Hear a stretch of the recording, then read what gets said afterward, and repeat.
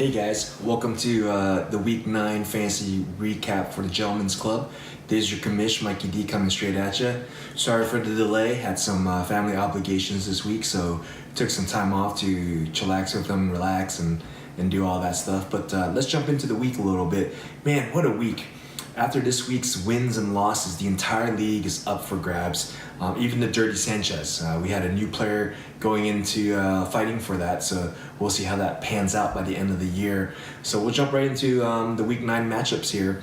We'll get mine over with. I'm sure that all of you guys were rooting for Jim to win and take me down, and your thoughts and prayers all came true this week. Jim ousted me 135-5 versus my 121-7. Sucks to have your most consistent player ruled out right before Sunday's game. Ertz out. I replaced him with Ed Dixon, who gave me a fat goose egg. Tyler Lockett, another last-minute pickup, also didn't give me much. To Jim's credit, though, Dak Prescott, wow, been fairly consistent all year long. Over 20 points scored. Evan Engram, 17 points. Ted Ginn Jr. with 16 points, so great win, Jim. Sorry to see Evan Engram leave your team. Potential keeper status there. Looks like he's on Omar's team now with that last-minute trade, but congrats to Jim. Well-deserved win.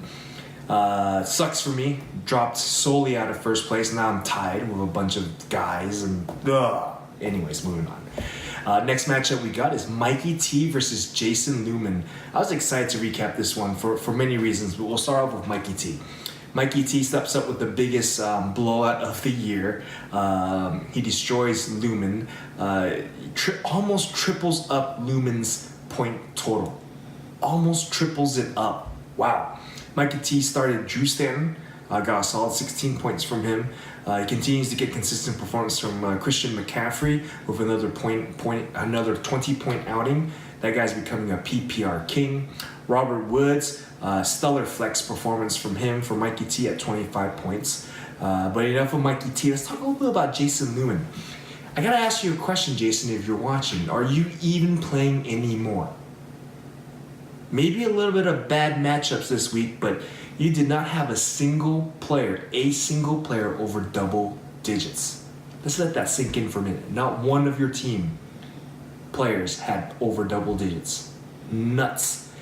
Your highest scoring player was Kirk Cousins with 8.3 points.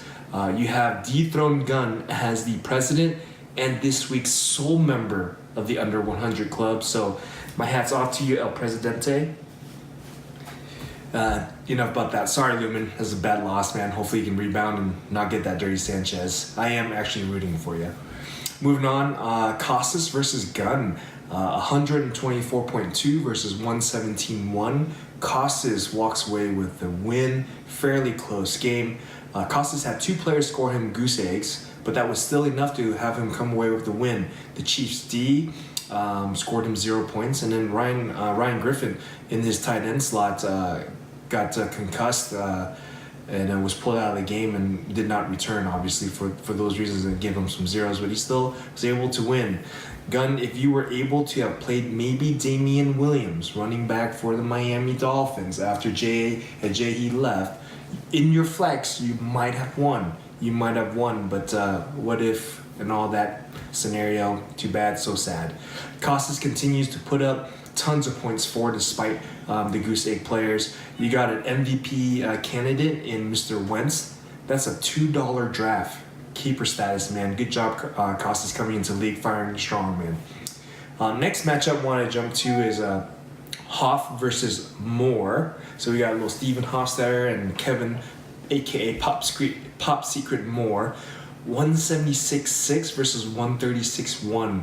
Hofstadter walks away with a win. Kevin put up a solid performance, man. 136 would have beat every team this week -2.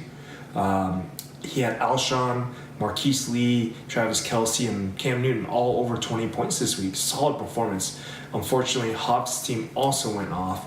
Hoff had two players go off with 30-plus point getters with Alvin Kamara and T.Y. Hilton, who is not potentially on his team anymore. He had two 20-point getters with Stafford and Doug Baldwin. A little injury to insult. Hoff also had Greg Zuerlein. go off for 17 points as a kicker. Nuts. It was just way too much for Kevin to overcome. Great win, Hoff. Consolation prize to you, Kevin. You also won this week's bonus with the highest scoring loss. That's about 3 or 4 bonuses you've won. At this rate, you're going to get your dues back just by winning the bonuses. So good job, man. Good job. Moving on to the next matchup. This one was a little bit of a low-scoring game. We got Wyckoff versus Omar, 111.3 to 100.5. Wyckoff squeaking away with the win. This had the makings of a under 100 matchup. Both teams barely made it over the century mark. How great would it have been if we had a winner that was under 100 club? I think myself or Gunn would have had a great time recapping that game. But Wyckoff. Didn't you consult your oracle this week? Didn't your all-knowing oracle tell you? Didn't Cage talk to you about Leonard Fournette?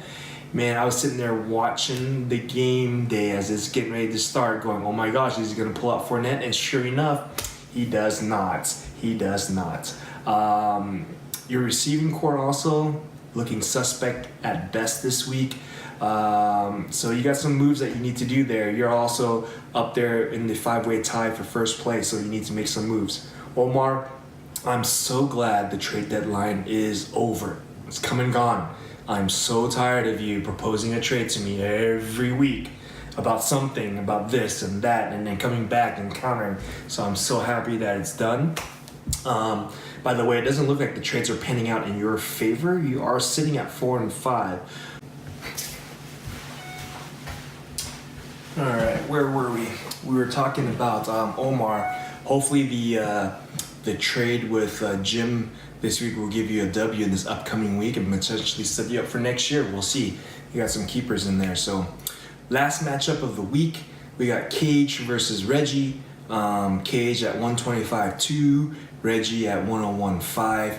Man, Marvin Jones saved you from the under 100 club, Reggie. Gotta tell you, that last minute game on Monday night.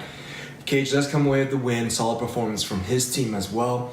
Matt Ryan had the highest point total of the year, over 20 points finally.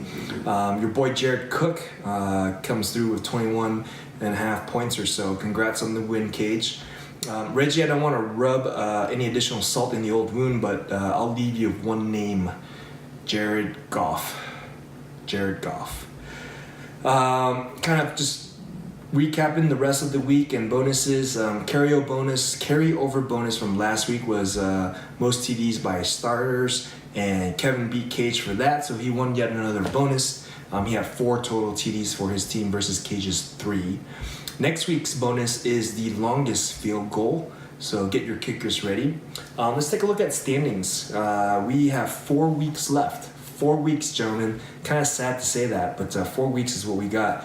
We got a, looks like 4-way tie for first place at 6-3, and leading with points 4 is Costas, followed by Hofstetter, yours truly, Wyckoff, and then we got Mikey T rounding off the top 5 there. After that, we got a slew of teams in the hunt. 4 and 5 would be their records. We got Justin Gunn, Pop Secret, Cage, Jamaican Hookers Omar there. All those teams are all 4 and 5. And then we have a new addition to the search for the elusive Dirty Sanchez. Reggie's in the mix now. We got Jim and Reggie both tied 3 and 6, and Lumen coming up to caboose at 2 and 7. With 4 games left, anything can happen. That Dirty Sanchez could well be any one of those 3 players. Could be Omar's, could be Cage's. They're at the bottom of the points at 4 and 5, so pretty nuts there. And last thing we want to look at here is if the playoffs were to start today, what that would look like. We got Costas with a first round bye, and we got Hofstetter with a first round bye. Those are 1 and 2 seeded respectively. The first week's playoffs would be Kurt Warner's boy toy, so Mikey T versus Wyckoff, and then in the other bracket we have Gunn versus me, so commish battle there. That's what the playoffs would round out to be. 4 weeks left, guys. That top spot, every win's gonna have to matter these upcoming weeks. Good luck to you guys. It's been a hell of a year so far. Super excited. Kind of sad to seeing it dwindling down, but 4, 5, 6 weeks left. So Have a great week and good luck on the matchups. Go Cards tonight against those Seattle Beast bastards, and hopefully the Broncos win too. Anyways, your commish is out.